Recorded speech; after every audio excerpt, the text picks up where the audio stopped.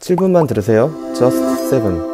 아파트 구입금액 사기만 하면 끝? 부대 비용도 은근히 많죠? 이전에 다루었던 취득세, 등기비 비용과 중개 수수료도 있고요. 청약 당첨되셨나요? 발코니 확장 비용부터 각종 추가 옵션들을 더하면 3, 4천원 훌쩍 넘어버리죠? 비용 예시와 함께 대출의 종류 한번 알아보겠습니다. 대출 관련 용어 정리해드릴게요. LTV, DTI, DSR 들어보셨을 거예요. LTV는 담보인정 비율, DTI는 총부채 상환 비율, DSR은 총부채 원리금 상환 비율이라고 하고요. 쉽게 말해 DTI와 DSR은 소득으로 빚을 갚을 수 있는지 없는지를 알아보는 기준이고, LTV가 주택담보대출 액수에 크게 영향을 주는 지표라고 볼 수 있습니다. 각 지역 및 주택별 LTV의 기준은 표와 같고요. 이번엔 투기과열지구의 9억 이하 1주택자를 예시로 알아볼게요. 아파트 비용과 대출금액 예시 알려드릴게요. 최근에 마지막 로또 청약으로 관심이 많았던 보덕강일 풍경채로 알아볼까요? 84A에 11층에서 20층 사이에 당첨이 되었다고 생각할게요.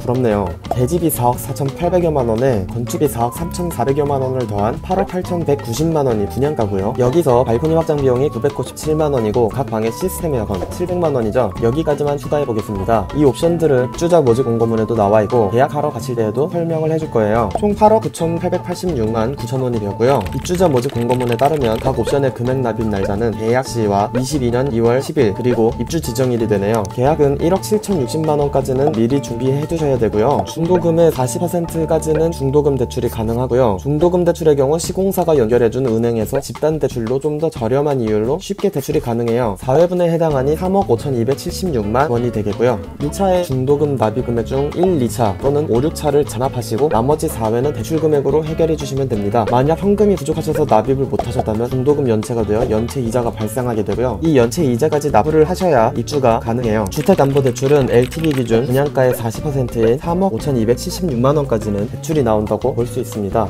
이때 40%의 기준은 시세 또는 구입비용 등으로 정해지게 되고요. 계약금과 중도금 2회차까지는 납부했지만 입주 지정일이 되었는데 20%의 잔금을 납부할 여력이 없고 40%의 중도금 대출까지 해서 더 이상 대출도 안 되는데 어떡해요? 하시는 분들 있으실 거예요. 주변 시세가 반영되고 시세가 더 오르면 오르만큼 또 반영되기 때문에 대출 가능 금액이 커지게 되고요. 집값이 더 오른다면 입주 지정일인 24년 1월에는 더 많은 대출 금액이 가능해져서 잔금 치르는데 보태시면 돼요. 9억 이상으로 오르면 40% 안 되는 거 아닌가요? 하실 텐데요. LTV 기준표를 보면 아시다시피 9억까지는 40%가 나오고 그 초과한 금액에 대해서만 20%가 나오니까 대출 가능 금액은 더 커집니다. 그래도 잔금을 납부할 만큼의 자금이 안 된다면 전세를 놔주고 받은 전세금으로 잔금을 납부하는 것도 방법이 됩니다. 이 아파트의 경우 2월 19일 전 모집 공고가 나왔기 때문에 의무 거주 기간이 없어서 전세가 가능한 점 모두 아실 거고요. 주택담보대출을 했는데 전입해야 돼서 전세를 못 놔주지 않냐고요? 받은 전세금으로 대출을 모두 상환하시면 되니까 상관없어요. 물론 3년 동안 주택 관련 대출은 받을 수 없게 되는 점은 주의하시고요. 혜택이 있는 주택담보대출의 종류도 알려드릴게요.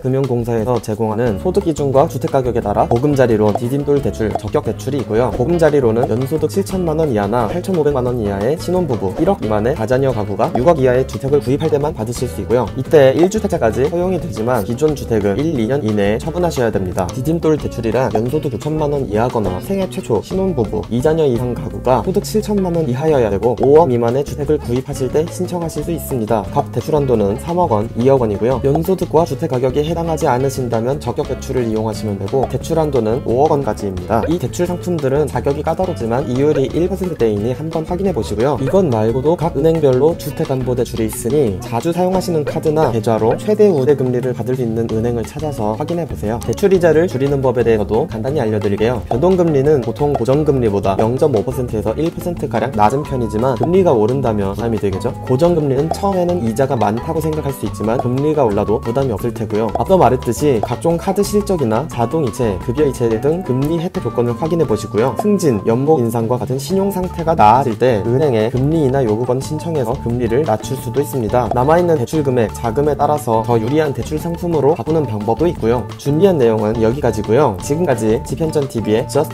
7이었습니다.